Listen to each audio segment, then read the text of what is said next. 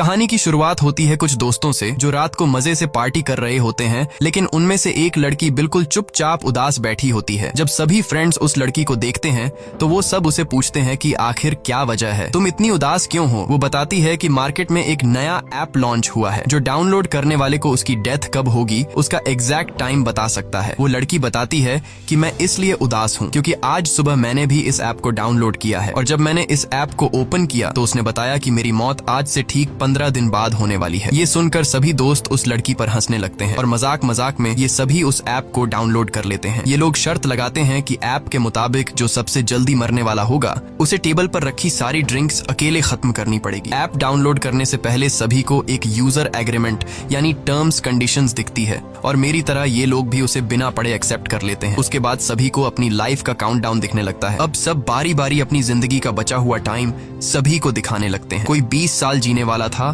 तो कोई 60 साल। लेकिन कोर्टनी परेशान नजर आती है। जब वो अपना मोबाइल फोन दोस्तों को दिखाती है तो उस ऐप के हिसाब से उसके पास सिर्फ 3 घंटे बचे हुए थे। जैसे ही काउंटडाउन 0 हुआ वो मारी जाएगी। ये देखकर कोर्टनी डर जाती है, लेकिन उसके दोस्त कोर्टनी को समझाते हैं कि डरो मत, ये ऐप सिर्फ एक मजाक है। अब गेम के हिसाब से जिसके मोबाइल में उसकी जिंदगी का सबसे कम टाइम बचा होगा वह टेबल पर रखी सारी ड्रिंक्स पिएगा। इसलिए कोर्टनी गेम हार जाती है क्योंकि उसके मोबाइल में उसके पास सिर्फ 3 घंटे बचे थे। अब सभी दोस्त कोर्टनी से कहते हैं कि रूल्स के मुताबिक तुम्हें सारी ड्रिंक्स पीनी होगी। तभी कोर्टनी का बॉयफ्रेंड एवन आ जाता है और कोर्टनी की जगह वह खुद सारी दारू पी लेता है। पार्टी खत्म होने के बाद जब कोर्टनी अपने बॉयफ्रेंड एवन के साथ गाड़ी में बैठी तो एवन ज्यादा ड्रिंक करने की वजह से उसे चढ़ गई थी। इसलिए कोर्टनी एवन को ड्राइव करने से मना करती है, लेकिन एवन उसकी नहीं सुनता। कोर्टनी ऑलरेडी ऐप की वजह से डरी हुई थी, इसलिए वह कार से उतरकर पैदल ही घर जाने लगती है। एवन कोर्टनी को गाड़ी में बैठने के लिए कई बार कहता है, लेकिन जब वह नहीं बैठती तो एवन गुस्सा होकर उसे अकेला छोड़कर वहां से निकल जाता है। तभी कोर्टनी के मोबाइल पर उस ऐप का नोटिफिकेशन आता है कि उसने यूजर एग्रीमेंट तोड़ दिया है। कोर्टनी को इसका मतलब समझ नहीं आता, लेकिन ये देखकर कोर्टनी और ज्यादा डर जाती है। तभी हम देखते हैं कि काला कोट पहना हुआ कोई आदमी उसका पीछा करने लगा। तब कोर्टनी को मोबाइल पर एक अलर्ट आता है कि उसके पास सिर्फ 7 मिनट बचे हुए हैं। कोर्टनी घबराते हुए जल्दी अपने घर पहुंच जाती है। घर में एंटर होते ही उसके कानों में अजीब सी आवाजें आने लगी और ऐप का अलर्ट भी लगातार बजता रहता है, जिससे तंग होकर वह मोबाइल को ऑफ कर लेती है। लेकिन फोन अपने आप ऑन हो गया और फिर से काउंटिंग शुरू हुई। आखिर में कोई अनजान चीज कोर्टनी को ऊपर खींच लेती है और ठीक काउंटडाउन खत्म होते ही नीचे गिरने से कोर्टनी की मौत हो जाती है। यहाँ हमें पता चलता है कि ये ऐप कोई मजाक नहीं बल्कि सच में इंसान की जिंदगी का बचा हुआ टाइम बताता है। वहीं दूसरी तरफ हम देखते हैं कि कोर्टनी का बॉयफ्रेंड एवन ने अपनी कार ठोक दी है। एवन की जान तो बच गई, पर जिस सीट पर कोर्टनी बैठने वाली थी उसमें एक पेड़ की एक बड़ी लकड़ी घुस गई थी, यानी असल में कोर्टनी की डेथ इस तरह होने वाली थी। उसके बाद हम हॉस्पिटल में क्विन नाम की एक नर्स को देखते हैं जो ट्रॉली लेकर एक पेशेंट के रूम में जाती है। वह देखती है कि पेशेंट बिना नाश्ता किए रूम से बाहर निकल गया है। क्विन जानती है कि इस वक्त वो मरीज कहाँ पर होगा, इसलिए वो सीधा उसके पास जाती है। यहाँ हम देखते हैं कि वो मरीज कोई और नहीं बल्कि कोर्टनी का बॉयफ्रेंड एवन है। एवन बहुत ज्यादा घबराया हुआ होता है। वो क्विन को काउंटडाउन ऐप के बारे में सब कुछ बता देता है कि कैसे उसकी गर्लफ्रेंड ने ये डाउनलोड किया था और ठीक उसी टाइम उसकी मौत हुई जो टाइम इस ऐप ने बताया था। क्विन एवन को समझाती है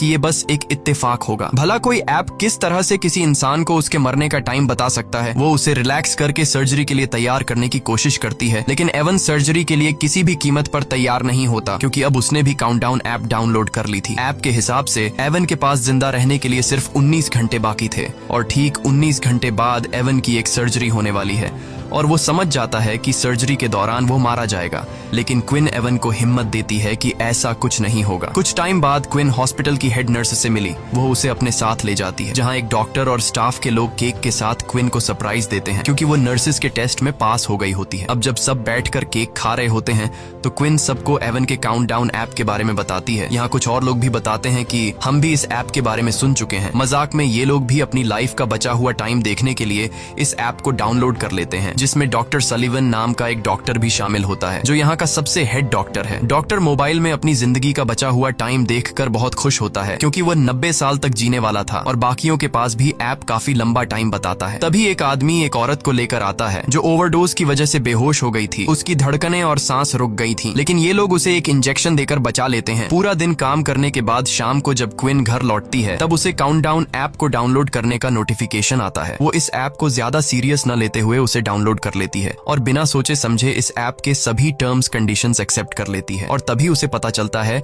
कि उसकी जिंदगी के सिर्फ 2 ही दिन बचे हैं। ये देखकर उसे कुछ अजीब लगता है, लेकिन क्विन इसे नजरअंदाज करके घर पहुंच जाती है। क्विन की फैमिली में उसके पिता और उसकी छोटी बहन जॉर्डन होती है, जबकि क्विन की मॉम 1 साल पहले कार एक्सीडेंट में मारी गई। अगले दिन हॉस्पिटल में एवन को दिखाया जाता है, जो बहुत ही ज्यादा घबराया हुआ होता है क्योंकि उसके मोबाइल पर उसकी लाइफ का टाइम धीरे धीरे कम होता जा रहा था और अब बस उसकी जिंदगी के कुछ ही मिनट बचे थे। वह सर्जरी कराने की बजाय हॉस्पिटल से भागने का डिसाइड करता है। जैसे ही वह भागने लगता है तभी उसके मोबाइल पर नोटिफिकेशन आता है जिसमें बताया जाता है कि उसने यूजर एग्रीमेंट तोड़ दिया। यहाँ हमें पता चलता है कि जब कोई इस ऐप के जरिए अपने लाइफ के बचे हुए टाइम को देख लेता है तब वह अपनी मौत को टाल नहीं सकता। जिस तरह से कुछ दिन पहले एवन की गर्लफ्रेंड कोर्टनी ने कार से उतरकर पैदल जाकर अपनी मौत को टालने की कोशिश की थी, तब उसने यूजर एग्रीमेंट तोड़ दिया था और वो मारी गई। अब इसी तरह से एवन भी सर्जरी न करवाकर अपनी मौत को टालने की कोशिश कर रहा है। अब ये खुद को बचा पाएगा या नहीं, चलिए जानते हैं। एवन जैसे ही आगे बढ़ने लगा तभी एवन को शीशे में पीछे से काला साया नजर आता है, लेकिन जैसे ही एवन पीछे मुड़कर देखता है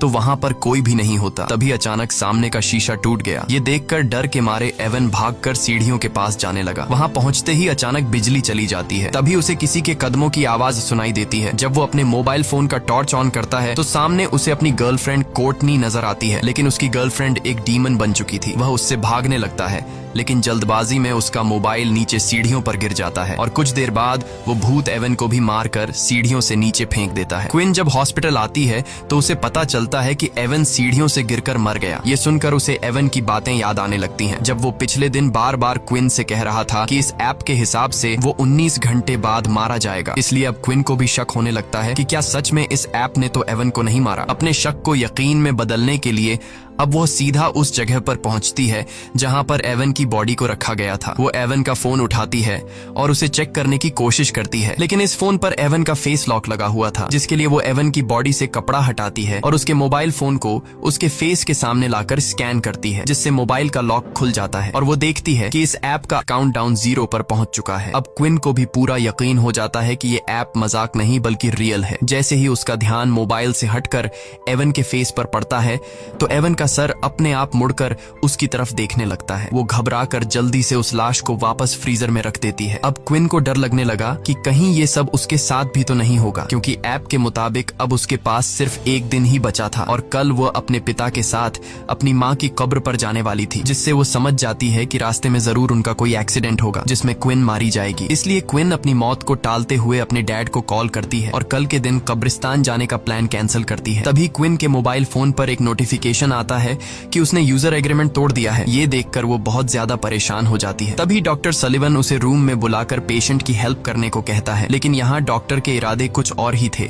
वो क्विन के साथ जबरदस्ती करने की कोशिश करता है। क्विन जैसे तैसे उससे अपनी जान छुड़ाकर बाहर आते ही हेड नर्स से उसकी कंप्लेंट करने जाती है, लेकिन क्विन के बताने से पहले डॉक्टर हेड नर्स को किसी दूसरे काम में लगा देता है। घर आने के बाद रात को क्विन इंटरनेट पर इस ऐप के बारे में सर्च करती है और उसे कोर्टनी के बारे में इंफॉर्मेशन मिलता है। उसे एक लड़की का वीडियो भी मिलता है जो बताती है कि ऐप को डाउनलोड करने के बाद से उसे अपने भाई का भूत दिखने लगा है, जो कि कई सालों पहले मर गया था। कुछ देर बाद वो लड़की कहती है कि उसका वक्त खत्म हो गया है और तभी उस लड़की को भी कुछ हो जाता है। लेकिन क्विन जब वीडियो के कमेंट चेक करती है तो कमेंट में सब लोग फेक वीडियो बोलते हैं, जिससे क्विन को थोड़ी बहुत शांति मिलती है। और जैसे ही क्विन लैपटॉप बंद करती है तभी अचानक क्विन को भी एवन का भूत दिखाई देता है, जिससे वो बहुत डर जाती है। पर जैसे ही उसने लाइट जलाई तब एवन गायब हो गया था। तभी उसे दोबारा नोटिफिकेशन आया कि उसने यूजर एग्रीमेंट तोड़ा है। वो अपने मोबाइल को जमीन पर मारकर तोड़ देती है और कमरे से बाहर निकलकर डर के मारे कार में पूरी रात गुजारती है। अगले सुबह क्विन की बहन जॉर्डन आकर उसे जगाती है। ये दोनों वापस अपने रूम में आते हैं और वहाँ क्विन की छोटी बहन जॉर्डन क्विन का टूटा हुआ मोबाइल देख लेती है, जिसमें अभी भी काउंटडाउन चल रहा था। वो क्विन से कहती है कि तुमने भी इस ऐप को डाउनलोड किया है। ये सुनकर क्विन परेशान हो जाती है, क्योंकि उसकी छोटी बहन जॉर्डन को भी इस ऐप के बारे में पता था और वो भी इस ऐप की यूजर थी। अब क्विन के मोबाइल का स्क्रीन पूरी तरह से टूट चुका था, इसलिए वो एक नया फोन खरीदने के लिए मोबाइल शॉप पर जाती है। वो सोचती है कि नए मोबाइल में वो किलर ऐप भी नहीं होगा, लेकिन क्विन के मोबाइल खरीदते ही वो ऐप अपने आप उसमें डाउनलोड हो जाता है। इस पर क्विन गुस्से में चिल्लाकर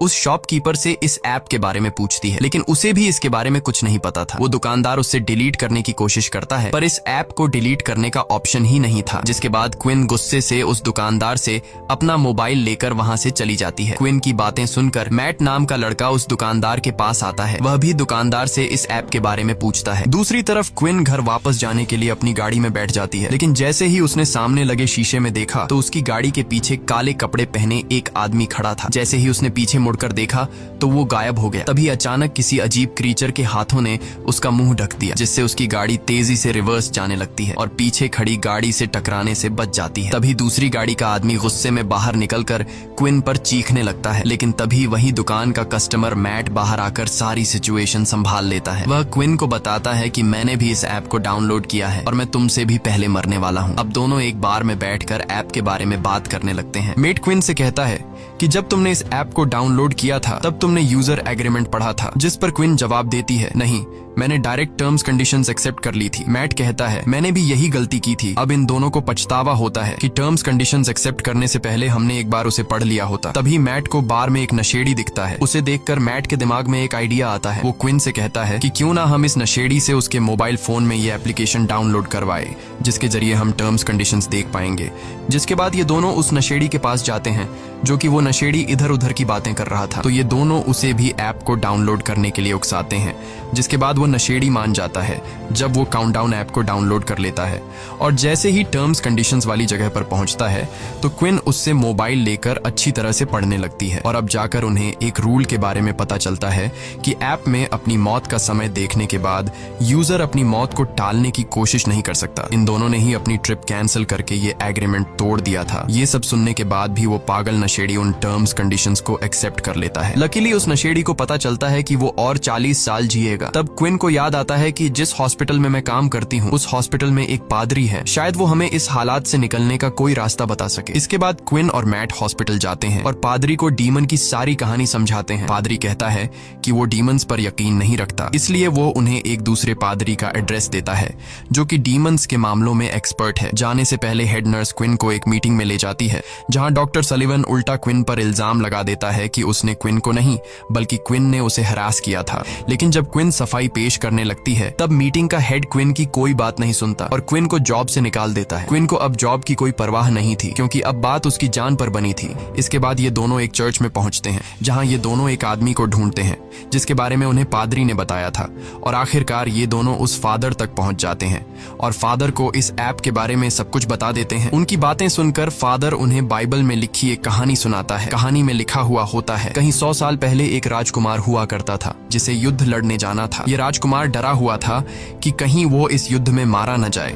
जिसके बाद वो एक ओल्ड जिप्सी लेडी के पास गया और उससे पूछा कि क्या वो इस युद्ध में जिंदा बचेगा। ओल्ड लेडी कहती है कि वो उसे उसकी मौत का ठीक समय बता सकती है, लेकिन शर्त ये है कि अपनी मौत का समय जानने के बाद राजकुमार अपनी मौत को टालने की कोशिश नहीं करेगा। राजकुमार मान जाता है और उसे पता चलता है कि वो युद्ध में मारा जाएगा। अब राजकुमार मौत के डर से लेडी की बात न मानकर अपने छोटे भाई को युद्ध लड़ने भेज देता है, लेकिन उसके छोटे भाई को कुछ नहीं होता, बल्कि वे लोग युद्ध जीत जाते हैं। मगर डरपोक राजकुमार के पीछे ओजिन नाम का एक डीमन पड़ जाता है, जो कि वो राजकुमार को तड़पा तड़पा कर उसके ठीक समय पर मार देता है, जो कि उसके तकदीर में लिखा था। फादर ने ध्यान लगाकर पता लगाया कि इन सब के पीछे ओजिन नाम के एक डीमन का हाथ है। फादर ने कहा कि शायद ये ऐप भी उस ओजिन डीमन का एक रूप है। उसने बताया कि अगर तुम्हें अपनी मौत टालनी है तो सबसे पहले तुम दोनों को इस ऐप को हैक करके इसका कोड मेरे पास लाना पड़ेगा। जब मैं इस ऐप का कोड देख लूंगा तब मैं उस डीमन से तुम्हारी जान छुड़वा सकूंगा। यह सुनकर क्विन और मैट को जल्द से जल्द इस ऐप को हैक करना था, क्योंकि अब उनके पास बहुत ही कम टाइम बचा हुआ था। ये दोनों उस मोबाइल शॉपकीपर के पास आते हैं और उसे इस ऐप को हैक करने की रिक्वेस्ट करते हैं। शॉपकीपर इस काम के लिए तैयार नहीं था, लेकिन जब क्विन उसे पैसे देती है तो वह मान जाता है। कई घंटों की मेहनत के बाद फाइनली वो इस ऐप को हैक करके उसका कोड निकाल लेता है। क्विन जल्दी से उस कोड का फोटो लेती है ताकि फादर को दिखा सके। यहाँ ये लोग देखते हैं कि इस ऐप के लाखों यूजर्स हैं, जिसमें अचानक शॉपकीपर भी अपना नाम डेरेक भी देख लेता है। वो अपने कोड के साथ छेड़छाड़ करके खुद की उम्र 100 साल से भी ज्यादा कर लेता है और यह आइडिया सच में काम कर रहा था। अब डेरेक के पास इस ऐप का फुल एक्सेस था, वो जितना चाहे किसी का भी उम्र बढ़ा सकता था। शॉपकीपर क्विन और मैट की रिक्वेस्ट पर इन दोनों का भी उम्र बढ़ा देता है। तभी क्विन को डेटाबेस में अपनी सिस्टर जॉर्डन का नाम दिखता है और उसकी मौत तो क्विन से भी 3 मिनट पहले होने वाली थी, यानी कि उस एक्सीडेंट में क्विन और जॉर्डन दोनों ही मरने वाली थी। खैर, क्विन जॉर्डन की भी उम्र बढ़ा लेती है। अब क्विन और मैट बहुत खुश हो जाते हैं क्योंकि अब उन्हें मौत का डर नहीं था, लेकिन ये खुशी कुछ ही देर की मेहमान थी। इसके बाद क्विन और मैट एक साथ क्विन के घर पहुंचे और सेफ्टी के लिए एक ही रूम में रात गुजारने का फैसला किया, क्योंकि अब भी उनके दिलों में डीमन का डर मौजूद था। रात के वक्त जब वो सोने वाले थे तब क्विन मैट से पूछती है कि उसने ये ऐप क्यों डाउनलोड की थी। मैट बताता है कि कुछ साल पहले उसका एक छोटा भाई था जो एक बहुत ही डिसेंट लड़का था। वो हमेशा बीमार रहता था और बीमारी के चलते एक दिन उसकी मौत हो गई और तब से मैट को मौत से डर लगने लगा। जब उसे इस ऐप के बारे में पता चला तो वो जानना चाहता था कि वो खुद कब तक जिंदा रहने वाला है, इसलिए मैंने यह डाउनलोड की। इसके बाद क्विन मैट को अपनी स्टोरी सुनाती है कि एक रात वो अपनी मॉम को बिना बताए एक पार्टी में चली गई थी। जब उसकी माँ उसे ढूंढने के लिए घर से बाहर निकली तो रास्ते में उसका कार एक्सीडेंट हुआ जिससे उसकी मौत हो गई। एक दूसरे को खुद की स्टोरी सुनाने के बाद ये दोनों सो जाते हैं। तब आधी रात में डीमन फिर से क्विन को डराने आ जाता है। क्विन के कानों में एक अजीब आवाज गूंजती है जिससे उसकी आंख खुल जाती है। उसने देखा कि मैट का हाथ उसके पेट पर है। वो मैट का हाथ हिलाकर उसे जगाने की कोशिश करती है, लेकिन तभी असली मैट दरवाजा खोलकर अंदर आया। असल में क्विन के पेट पर किसी और का नहीं बल्कि डीमन का हाथ था। यहाँ डीमन क्विन पर हमला करता है, लेकिन मैट हिम्मत दिखाते हुए उसका कंबल छीन लेता है जिससे डीमन भाग जाता है। और यहाँ उन्हें पता चलता है कि उनका ऐप को हैक करने से कोई फायदा नहीं हुआ क्योंकि उनका काउंटडाउन वापस अपने वक्त पर आ गया है। अब क्विन को अपनी छोटी बहन जॉर्डन की फिक्र होने लगी। उधर जॉर्डन को भी डीमन डराना शुरू कर देता है, लेकिन इससे पहले कि जॉर्डन को कुछ हो जाता तभी क्विन उसे लेने पहुंच जाती है। जॉर्डन बहुत ज्यादा डरी हुई थी। अब तीनों एक साथ मिलकर फादर जॉन के पास जाते हैं। क्विन उसे बताती है कि ऐप को हैक करने का प्लान नाकाम हुआ, अब भी डीमन हमारा पीछा कर रहा है। इसके बाद उन्होंने ऐप को हैक करने वाला कोड फादर को बताया। फादर कोड को अच्छी तरह से पढ़ने के बाद समझ जाता है कि जो भी यूजर एग्रीमेंट तोड़ता है उस पर ओजिन का श्राप यानी कर्स लग जाता है, जो कि फादर के हिसाब से एक अच्छी बात है क्योंकि कर्स को तोड़ा जा सकता है। अब फादर ने डीमन को उसी के खेल में फंसाने का प्लान बनाया। वो बताता है कि अगर तुम लोग डीमन को झूठा साबित कर दो तो ये कर्स टूट जाएगा, यानी कि अगर कोई एक इंसान भी ऐप के बताए हुए टाइम से थोड़ा पहले या 2-4 सेकंड बाद में भी मरता है तो डीमन झूठा साबित हो जाएगा और इस तरह से कर्स टूट जाएगा।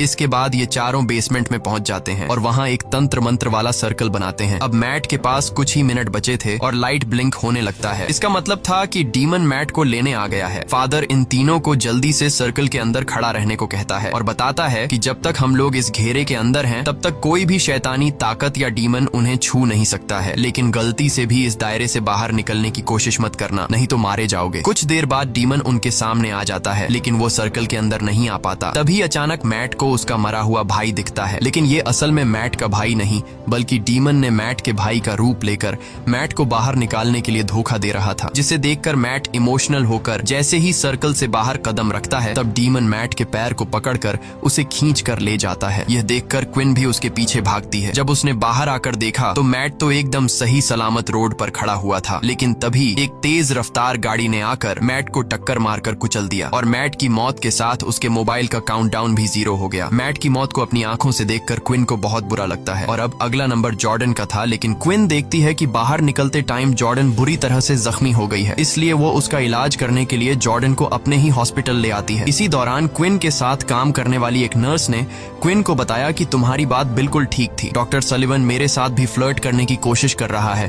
तभी क्विन की नजर कमीने डॉक्टर सलिवन पर पड़ती है। डॉक्टर सलिवन को देखकर क्विन को एक आइडिया आता है। वो जानती थी कि ये कमीना डॉक्टर 90 साल तक जीने वाला है। अगर क्विन इस डॉक्टर को अभी मार दे तो डीमन का कर्स टूट जाएगा और इन दोनों बहनों की जान बच जाएगी। अब इस प्लान को कामयाब करने के लिए क्विन डॉक्टर के ऑफिस जाती है। वो उसे कहती है कि मुझे अपनी जॉब वापस चाहिए और उसके लिए मैं कुछ भी करने को तैयार हूँ। क्विन उसे कहती है कि मैं तुम्हारा हॉस्पिटल के पीछे सुनसान एरिया में इंतजार कर रही हूँ। डॉक्टर तड़प के मारे कुछ सोच नहीं पाता और क्विन की चाल में फंसते हुए उस सुनसान जगह पर पहुंच जाता है। यहाँ क्विन हाथ में एक लोहे का सरिया लिए हुए चुप कर खड़ी थी। मौका मिलते ही क्विन ने डॉक्टर पर सरी से हमला कर दिया, जिससे वह जख्मी होकर जमीन पर गिर गया। क्विन पहले से अपने साथ मॉर्फिन का इंजेक्शन भी लाई थी और जैसे ही वह इंजेक्शन डॉक्टर को लगाने वाली थी तभी डीमन ने वहां आकर डॉक्टर को खींचकर बचा लिया और डॉक्टर वहां से भाग निकलता है। खैर, अब जॉर्डन के मरने का वक्त हो गया था। उसके पास सिर्फ 2 ही मिनट बचे थे। डीमन उसे मारने पहुंच जाता है। वो डीमन से चुपकर खुद को बचाने की कोशिश करती है, पर ऐप उसकी छिपने की जगह बता देती है और डीमन जॉर्डन को पकड़ लेता है। लेकिन तभी क्विन डीमन के सामने आकर वो इंजेक्शन खुद में लगाने लगती है, जिससे कम से कम उसकी बहन की जान बच जाए। अब डीमन क्विन की मदर का रूप लेकर उसे बहकाने की कोशिश करता है। अपनी मदर को देखकर क्विन इमोशनल तो हो जाती है, पर जल्द ही उसे समझ आ जाता है कि यह डीमन का एक चाल है और वो मॉर्फिन इंजेक्शन खुद में इंजेक्ट कर लेती है। इस तरह से क्विन अपने वक्त से पहले मर जाती है और ओजिन झूठा साबित हो जाता है। तब ओजिन यानी डीमन धुआं बनकर हवा में उड़ जाता है और क्विन का प्लान कामयाब हो जाता है, जिससे जॉर्डन की जान बच जाती है। जॉर्डन अब क्विन के पास आकर रोने लगती है और तभी देखती है कि उसके बाजू पर एक मेडिसिन का नाम लिखा हुआ है और वह क्विन के हाथ में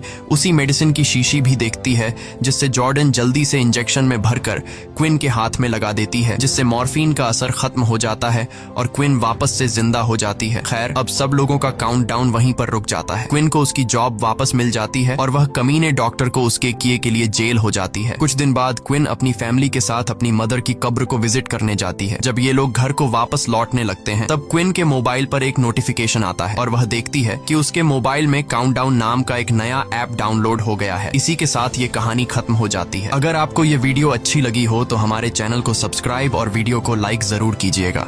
इस कहानी में हमें दिखाया जाता है कि एक जहरीला वायरस फैलने की वजह से पूरी दुनिया के सभी इंसान ज़ॉम्बी में बदल चुके हैं, लेकिन ये कोई आम ज़ॉम्बी नहीं, बल्कि ये इतने तेज हैं कि दौड़ते हुए हवाई जहाज को भी पकड़ सकते हैं। कुछ तो इतने चालाक हैं कि इंसानों से भी हटकर सोच सकते हैं और कुछ ज़ॉम्बी कई किलोमीटर दूर अपने टारगेट को सूंघने की ताकत से ढूंढ सकते हैं। लेकिन इस खतरे से घिरी हुई दुनिया में अब सिर्फ 2 ही इंसान जिंदा बचे हैं। क्या ये दोनों सरवाइव कर पाएंगे या नहीं, जानते हैं आज की इस वीडियो में। कहानी की शुरुआत में हम एक लड़के को देखते हैं जो अपने कमरे में बैठकर टीवी पर कार्टून देख रहा होता है कि तभी अचानक टीवी का सिग्नल चला जाता है और स्क्रीन पर एक इमरजेंसी रिपोर्ट आने लगती है। ये खबर उस लड़के की मुस्कुराहट छीन लेती है। टीवी में बताया जाता है कि दुनिया भर में एक बहुत ही जहरीला वायरस फैल गया है, जिससे इन्फेक्टेड लोग कुछ मिनटों के अंदर भयानक ज़ॉम्बी जैसे बन जाते हैं। ये वायरस बहुत तेजी से फैलता है और पूरी दुनिया इस वायरस की चपेट में आ चुकी है। टीवी में बताया जाता है कि जो भी ये खबर सुन रहा है वो जल्दी से खुद के लिए कोई सेफ जगह देख ले। लड़का ये सब देख ही रहा होता है कि अचानक ऊपर के कमरे से अजीब तरह की आवाज आती है। वो आवाज सुनकर लड़के के गले में सांसें अटक जाती हैं। लड़का धीरे धीरे ऊपर जाकर देखता है तो पता चलता है कि ये उसकी बड़ी बहन का मजाक था। उसके बाद ये दोनों लड़के अपनी माँ के कमरे की तरफ जाते हैं और वहां जाकर ये देखते हैं कि उनकी माँ बहुत परेशान है। वो अपने हस्बैंड को फोन करके इस सिचुएशन के बारे में बताती है। उसका हस्बैंड जो एक पायलट है, वो अपने बच्चों और वाइफ को बताता है कि हर तरफ ये वायरस तेजी से फैल रहा है, इसलिए तुम सब घर पर मेरा इंतजार मत करो और जल्दी से किसी तरह करके इस शहर से दूर निकल जाओ। वो अपने बच्चों से कहता है कि परेशान मत हो, तुम्हें कुछ नहीं होगा, तुम्हारी माँ तुम्हें एक सेफ जगह में ले जाएगी। वो अपने हाथ में पहना हुआ लकी ब्रेसलेट अपने बच्चों को दिखाता है, जो कि ये ब्रेसलेट उसकी बेटी एबिगेल ने बनाया था। ये देखकर एबिगेल बहुत खुश हो जाती है। दूसरी तरफ उनकी माँ जल्दी जल्दी से सामान इकट्ठा कर रही होती है। तभी उन्हें बाहर से चिल्लाने की आवाजें सुनाई देने लगती हैं, इसलिए वो जल्दी से अपने दोनों बच्चों को लेकर घर से बाहर निकल आती है। जैसे ही वो कार में बैठने वाले होते हैं, अचानक एक ज़ॉम्बी उन बच्चों की माँ पर अटैक कर लेता है। डर के मारे एबिगेल जल्दी से कार के नीचे छुप जाती है और अपनी आंखों के सामने अपने छोटे भाई और माँ को ज़ॉम्बी के हाथों मरते हुए देखती है। वो ज़ॉम्बी उस छोटी बच्ची को देख नहीं पाता और वहां से चला जाता है। ये छोटी लड़की डर से कांप रही होती है कि तभी वो देखती है कि उसकी माँ भी एक ज़ॉम्बी बन चुकी है। लड़की की माँ अपनी बेटी को देखकर उसकी तरफ बढ़ने लगती है। इससे पहले कि वो अपनी बेटी को मार पाती, ठीक उसी समय पर एक अंकल फरिश्ते की तरह आकर एबिगेल की माँ को मार देता है और एबिगेल को बचा लेता है। थोड़ी देर बाद वो देखते हैं कि एबिगेल का छोटा भाई भी ज़ॉम्बी में कन्वर्ट हो रहा है, इसलिए वो आदमी लड़की को कान बंद करने के लिए कहता है और उसके ज़ॉम्बी बन चुके छोटे भाई को भी गोली मार देता है। अब इसके बाद 10 साल के बाद का सीन दिखाया जाता है और हम देखते हैं कि ज़ॉम्बी वायरस की वजह से इंसानी सभ्यता पूरी तरह से बर्बाद हो चुकी है। कभी रोशनी से चमकने वाले शहर अब वीरान हो चुके हैं और अब तक सारे इंसान या तो मर चुके हैं या फिर ज़ॉम्बी बनकर इधर उधर भटक रहे हैं और सिर्फ 2 ही लोग जिंदा बचे हैं। वो छोटी लड़की एबिगेल जिसे अंकल ने बचाया था, अब वो बड़ी हो चुकी है। उस दिन से लेकर अब तक एबिगेल अंकल जैक की नजरों में पली बढ़ी और जैक ने उसे ट्रेन करके ज़ॉम्बी से लड़ना सिखा दिया है। उस दिन अगर उसकी लाइफ में जैक नहीं आता तो एबिगेल अब तक मर चुकी होती, इसलिए एबिगेल जैक को अपना पिता मानती है। इतने सालों तक जंगल में अकेले रहने के बाद एबिगेल को बहुत ही लोनली महसूस हो रहा होता है। उसकी सबसे बड़ी इच्छा है कि उसे कोई इंसानी बस्ती मिल जाए जहां वो लोगों के साथ मिलकर रह सके, लेकिन जैक को लोगों के बीच रहना बिल्कुल भी पसंद नहीं। रात को जब वो दोनों जंगल में कैंप लगाकर सो रहे थे, तभी किसी की आवाज से जैक की आंख खुल जाती है। वो धीरे से अपने कैंप से बाहर निकलकर देखता है कि तभी एक ज़ॉम्बी जैक पर हमला कर देता है, लेकिन जैक लगातार गोलियां चलाकर उसे मार देता है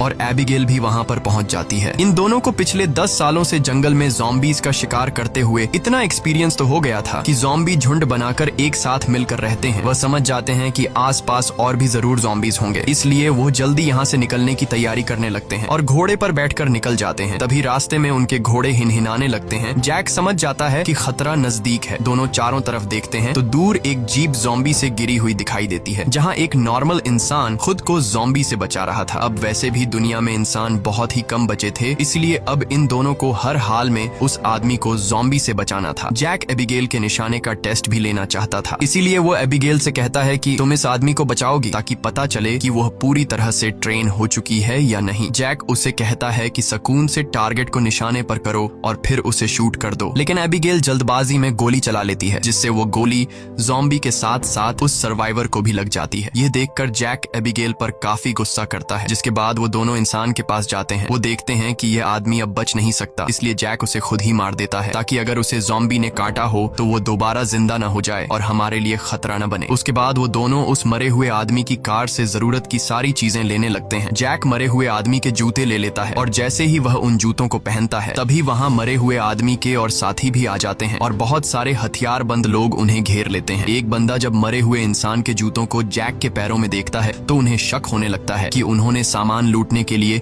उनके साथी को मारा है। जब ये लोग जैसे ही इन दोनों को मारने लगते हैं तभी एक प्रेग्नेंट लेडी कार से उतरती है और अपने साथियों से इन दोनों को छोड़ने के लिए कहती है। तभी काला घोड़ा फिर से इन्हें वार्निंग देता है और अगले ही पल दूर जंगल से तेज आवाजें आने लगती हैं। बहुत सारे ज़ॉम्बी तूफान की तरह चारों तरफ से उनकी ओर बढ़ने लगते हैं। वो लोग इतने तेज रफ्तार से आते हैं कि उन्हें भागने का मौका नहीं मिलता, इसलिए हथियार निकालकर वहीं मुकाबला करते हैं। यहाँ सबके पास हथियार तो थे मगर ज़ॉम्बी की तादाद काफी ज्यादा थी, इसलिए वो एक एक करके ग्रुप के बहुत से लोगों को काट लेते हैं। बचे हुए लोगों के पास छुपने की कोई जगह नहीं होती और जल्द ही यह बहुत ही कम लोग बच जाते हैं। एक मजबूत आदमी बदकिस्मती से ज़ॉम्बी के काटने का शिकार हो जाता है, इसलिए वह खुद को गोली मारना चाहता है, लेकिन उसके बंदूक में गोलियां खत्म हो जाती हैं। अब उन्हें पता चल चुका था कि वो उनसे लड़ नहीं पाएंगे, इसलिए एबिगेल प्रेग्नेंट लेडी को लेकर गाड़ी में बैठाती है। गाड़ी में प्रेग्नेंट लेडी का हस्बैंड भी बैठा होता है और जैक गाड़ी स्टार्ट करके जल्दी से वहाँ से निकल जाते हैं। पूरे ग्रुप में अब ये सिर्फ 4 लोग ही बचे थे, बाकी सब ही ज़ॉम्बीज के शिकार हो चुके थे। एक काले चेहरे वाला ज़ॉम्बी अपने साथियों को मरा हुआ देखकर बहुत ज्यादा गुस्सा हो जाता है। उधर ये चारों ज़ॉम्बीज से जान छुड़ाकर गाड़ी में सफर कर रहे होते हैं। रास्ते में जैक पीछे बैठी लेडी से पूछता है कि तुम हो कौन और यहाँ क्या कर रहे थे। पूछने पर पता चलता है कि यह बचे हुए लोग शिप टाउन नाम की जगह पर जाना चाहते थे, जहाँ पर सेफली इंसान रहते हैं। वहाँ जरूरत की तमाम फैसिलिटीज हैं और हम सब वहाँ जाकर एक नॉर्मल जिंदगी गुजारना चाहते थे। ये सुनकर एबिगेल बहुत खुश होती है क्योंकि यही तो वो जगह है जहाँ वह हमेशा से जाना चाहती थी। जिस पर जैक ने कहा कि यहाँ पर कोई भी ऐसी कॉलोनी वगैरह नहीं है। मैं पिछले 10 सालों से यहाँ वहाँ भटक रहा हूँ, मुझे तो कोई ऐसी कॉलोनी नहीं दिखाई दी। तभी अचानक बीच रास्ते में उनकी गाड़ी खराब हो जाती है। इस दौरान प्रेग्नेंट लेडी का हस्बैंड बाहर निकलता है, जिसका नाम डेविड है। वह उनसे कहता है कि मैं एक मैकेनिक हूँ और मैं इसे ठीक कर सकता हूँ, लेकिन औजार न होने की वजह से गाड़ी ठीक नहीं हो पाती। इसीलिए यह लोग गाड़ी को यहीं पर छोड़कर पैदल सफर करने लगते हैं। कई किलोमीटर सफर करने के बाद वह लोग एक वीरान सोसाइटी में पहुंच जाते हैं। यहाँ ऊंची इमारतें अभी भी खड़ी हैं, लेकिन हर तरफ मौत की शांति छाई हुई है। ये लोग सबसे पहले इस जगह की अच्छी तरह से जांच भी करते हैं। जब उन्हें कोई खतरा महसूस नहीं होता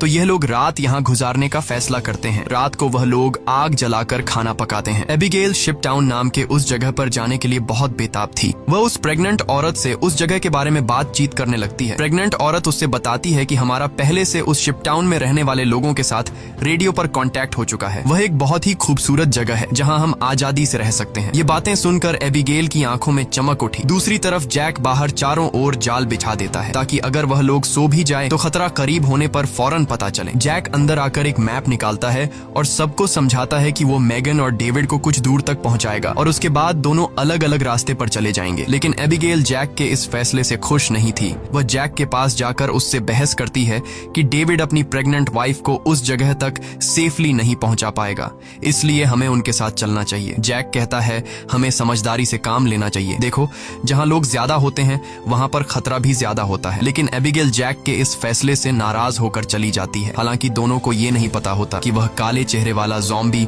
उनकी गाड़ी को सूंघते हुए वहां तक पहुंच चुका है। अगली सुबह एबिगेल छत पर बैठकर अपने बचपन की फोटोज देख रही होती है कि अचानक नीचे पेड़ों से सरसराहट की आवाज आती है। वो समझ जाती है कि ज़ॉम्बी अंदर आ गए हैं और सबको वार्निंग देने के लिए नीचे दौड़कर जाती है कि तभी रास्ते में एक ज़ॉम्बी भी उसके पीछे लग जाता है। एबिगेल खुद को बचाते हुए ऊपर सीढ़ियों पर चढ़ने लगती है और पीछा करने वाले ज़ॉम्बी को झटका देते हुए नीचे गिरा देती है, लेकिन इस चक्कर में उसका बैलेंस बिगड़ जाता है जिससे वह भी नीचे गिरने वाली होती है। लेकिन तभी जैक ने वक्त पर आकर उसे बचा लिया। थोड़ी देर बाद काले चेहरे वाला ज़ॉम्बी अपने साथियों के साथ वहां पहुंच जाता है क्योंकि उसे पता चल जाता है कि उनका साथी कहां पर मरा है, लेकिन वह पहले से बिछाई गई जाल में फंस जाते हैं जिसमें काफी सारे ज़ॉम्बी मारे जाते हैं। जैक धमाके की आवाज सुनकर समझ जाता है कि ज़ॉम्बी का झुंड उस जगह तक पहुंच गया है जहां हम कल रात ठहरे थे और ज़ॉम्बी अभी तक उनका पीछा कर रहे हैं। लेकिन अच्छी बात यह थी कि ये लोग उस जगह को छोड़कर वहां से आगे निकल चुके थे। तभी रास्ते में एबिगेल को याद आता है कि थोड़ी दूर पर एक छोटा सा हवाई अड्डा है जहां पर मेरे फादर काम किया करते थे। शायद वहां कुछ हवाई जहाज बचे हों जिससे हम आसानी से शिप टाउन तक पहुंच सकते हैं। लेकिन जैक कहता है कि अगर हम एयरपोर्ट गए तो वह एक खुली जगह है और अगर वहां ज़ॉम्बीज ने घेर लिया तो वहां हमारे पास जान बचाने का कोई रास्ता नहीं होगा और मुश्किल है कि हमें वहां एरोप्लेन भी मिल जाए। लेकिन एबिगेल के बार बार कहने पर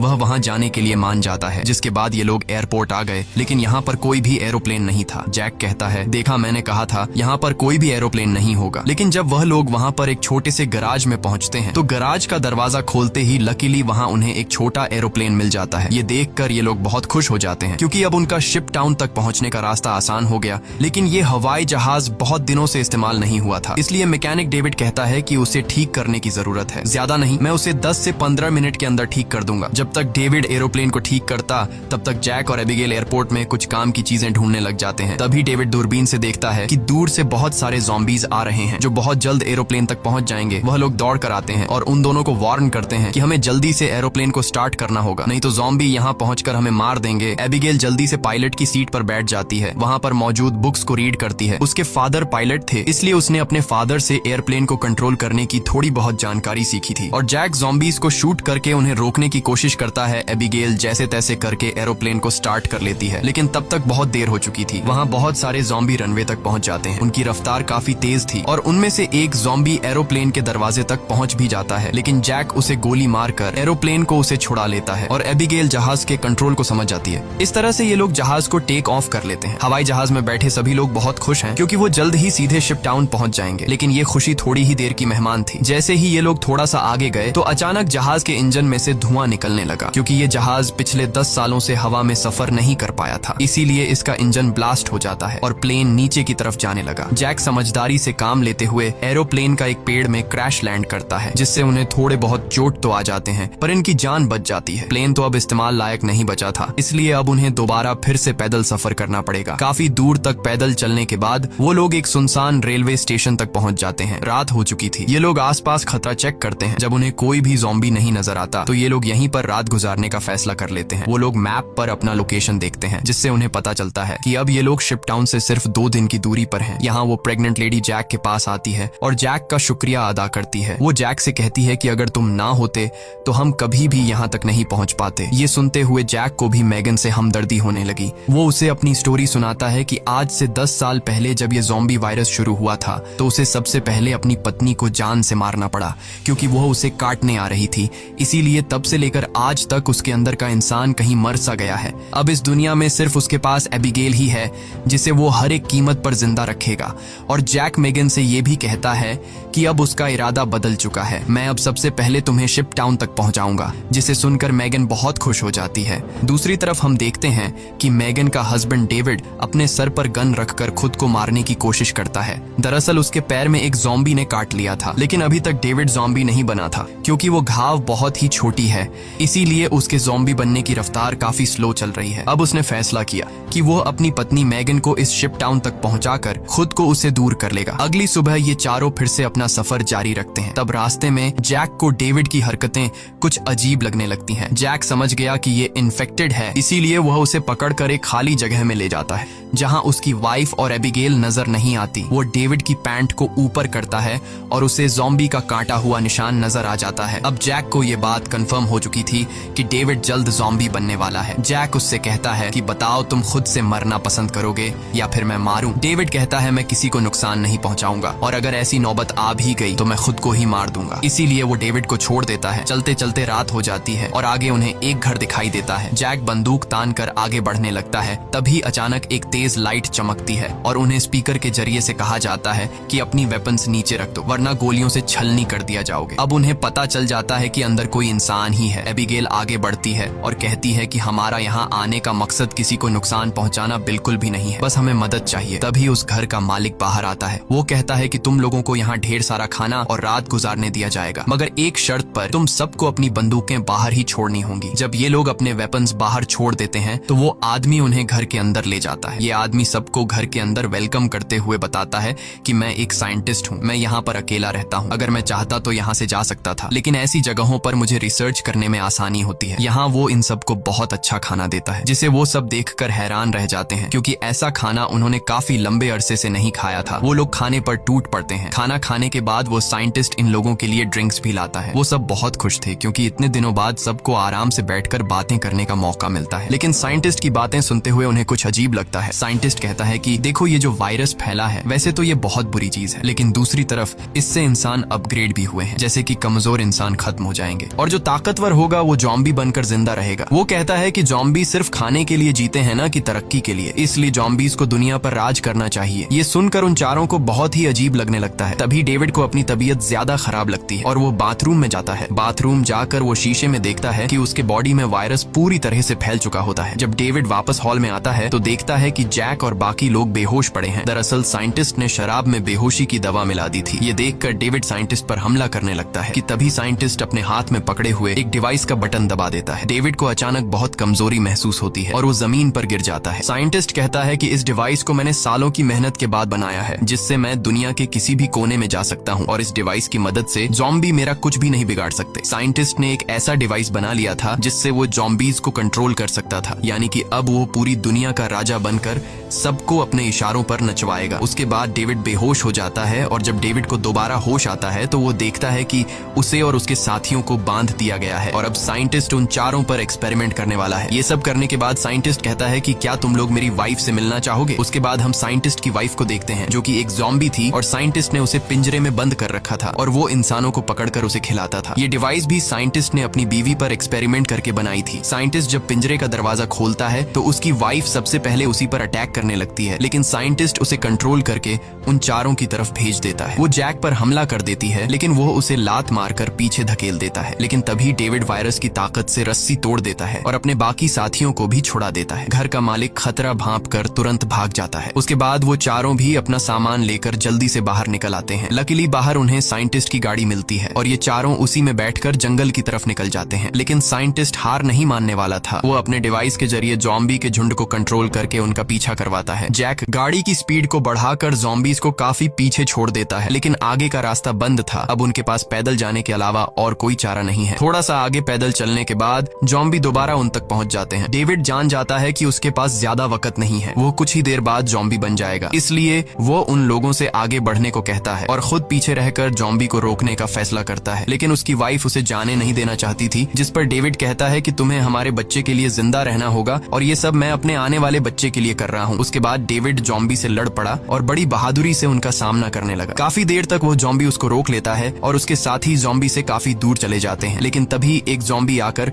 डेविड को मार देता है। जैक मेगन को गोद में लेकर आगे की तरफ बढ़ता है और फाइनली ये लोग उस जगह तक पहुंच जाते हैं जहां पर इंसानों की बस्ती थी। एबिगेल मदद मांगने के लिए चिल्लाने लगती है क्योंकि उनके पीछे बहुत सारे जॉम्बी थे। ऊपर टावर पर बैठे 2 पहरेदारों ने उन्हें देख लिया और वो अब स्नाइपर से जॉम्बीज को शूट करके उन्हें कवर देने लगे। जल्द ही उन लोगों के लिए एक बोट भी भेजी जाती है और ये तीनों उस बोट में बैठकर शिप टाउन के अंदर पहुंच जाते हैं। काले चेहरे वाला जॉम्बी अपने साथियों को आगे बढ़ने से रोकता है क्योंकि आगे पानी का रास्ता है और वह उसे पार नहीं कर सकते थे। दूसरी तरफ मेगन की डिलीवरी होने वाली थी और उसे तुरंत इलाज की जरूरत थी। अच्छी बात यह है कि यहाँ डॉक्टर और हॉस्पिटल की फैसिलिटी भी मौजूद थी। अगली सुबह हम देखते हैं कि इस जगह को कई बड़े जहाजों से जोड़कर एक टाउन बनाया गया है जिसके चारों तरफ पानी है। जैक एबिगेल से कहता है कि अब हमें यहाँ से जाना चाहिए, लेकिन एबिगेल ने यहीं रहने का फैसला कर लिया है। उसे लोगों के बीच रहने में बहुत मजा आ रहा है। इसी बात पर दोनों में बहुत झगड़ा होता है। तभी एक डॉक्टर आती है और बताती है कि मेगन ने एक बेटी को जन्म दिया है, लेकिन खून ज्यादा बहने की वजह से वो शायद ज्यादा दिन नहीं जी पाएगी। ये सुनकर जैक का मन उदास हो जाता है। वह जल्दी से हॉस्पिटल के कमरे में जाता है। मेगन बहुत कमजोर हो चुकी है और वह अपनी बेटी को जैक के हवाले करना चाहती है और वह चाहती है कि वह भी एबिगेल की तरह बड़ी हो। जैक को अपनी मरी हुई वाइफ की याद आती है और मेगन की बेटी को अपने पास रखने के लिए तैयार हो जाता है। इधर एबिगेल एक हैंडसम लड़के के साथ एंजॉय कर रही होती है। उसने कभी सोचा भी नहीं था कि इतने सारे लोग एक साथ बैठकर शराब पी सकते हैं और खूबसूरत संगीत पर जमकर नाच गा सकते हैं। इसलिए उसका यहीं रुकने का इरादा और भी पक्का हो जाता है। थोड़ी देर बाद एबिगेल उस हैंडसम लड़के को चुपके से एक कैबिन में जाते हुए देख लेती है। उसे देखकर वह भी अंदर चली जाती है। वहां पहुंचकर वह देखती है कि ये कैबिन पूरी तरह से तारों और बमों से भरा हुआ है। वहां एक वायरलेस स्विच भी लटका हुआ होता है। जैसे ही वह उस स्विच को टच करती है तभी वह लड़का भाग कर आता है और बताता है कि उन्होंने शिप टाउन के नीचे बम लगाए हैं। अगर कभी ये जगह खतरे में पड़ती है तो लोग उस रास्ते से भाग जाएंगे और बाहर से इस जगह को उड़ा देंगे। लेकिन दोनों को बिल्कुल भी अंदाजा नहीं होता कि ये दिन इतनी जल्दी आ जाएगा। वह साइंटिस्ट गुस्से में वहां तक भी पहुंच जाता है। वह देखता है कि इन लोगों ने बहुत सारे ज़ॉम्बीज़ को मार दिया है जिनके सहारे वह इस दुनिया पर राज करना चाहता है। वह अपने कंट्रोल डिवाइस के जरिए उस काले चेहरे वाले ज़ॉम्बी राजा को अपने कंट्रोल में कर लेता है। साइंटिस्ट की मदद मिलने के बाद शिप टाउन के नीचे का पानी अब उन्हें नहीं बचा सकता था। बहुत सारे ज़ॉम्बी पानी के नीचे से उन शिप्स पर पहुंच जाते हैं और लोगों पर अचानक अटैक कर लेते हैं, जिनमें से बहुत से लोग मारे जाते हैं। लोगों के बीच हलचल मच जाती है। इधर जैक को भी इस बात का पता चल जाता है कि ज़ॉम्बीज़ ने अटैक कर लिया है। जैक को एबिगेल की चिंता होने लगती है और वह उसे ढूंढने लग जाता है। वह ज़ॉम्बीज़ को मारते हुए आगे बढ़ता है और आखिरकार वह एबिगेल को ढूंढ लेता है। दूसरी तरफ सन की साइंटिस्ट भी शिप पर पहुंच जाता है और एबिगेल को पंच मारकर नीचे गिरा देता है। ये देखकर जैक गुस्से में आकर साइंटिस्ट की तरफ दौड़ने लगता है कि तभी एक ज़ॉम्बी बीच में आकर उसे धक्का देकर नीचे टैंक में फेंक देता है और वहां वह साइंटिस्ट भी पहुंच जाता है और जैक से बदला लेना चाहता है। वह जैक को लात मारकर गिरा देता है, लेकिन जैक को पता था